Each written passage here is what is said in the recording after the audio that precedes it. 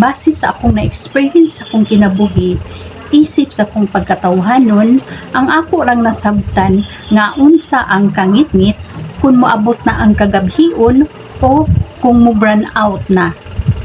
Ug ang akong nasabtan sa kahayag kung moabot na ang kabuntagon o kung doon na kitay suga. Isip espirituhanon unsa man day ay ang kangitngit ug ang kahayag. Ang kangitngit mga kaigsunan mao katong ang mga maot nga mga kinaiya ug ang pagpakasala. Ug ang maong kinaiya mao kana ang kinaiya ni Satanas. So si Satanas mao ang amahan sa kangitngit. So kung kita ang magpakasala, ang atong nailhan nga amahan mao ang yawa.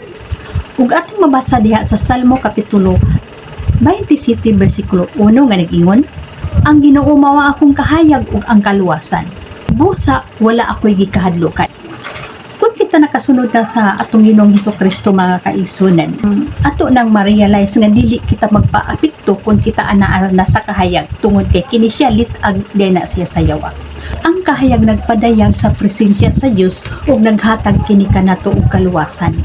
Ingon man usab ang kahayag naghatag kanato og direksyon sa tong kinabuhi.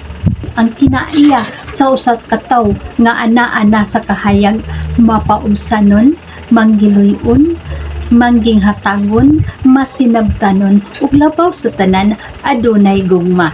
Busa kung kita aduna na sa kahayag, dili na kita magpaapekto kung unsa may mga litag sa yawa tungod kay nasabtan naman nato labi na kung gikan kita sa kangitngit mga kaigsunan. Ug daghan kayong salamat sa inyong pagtan-aw. God bless ka na.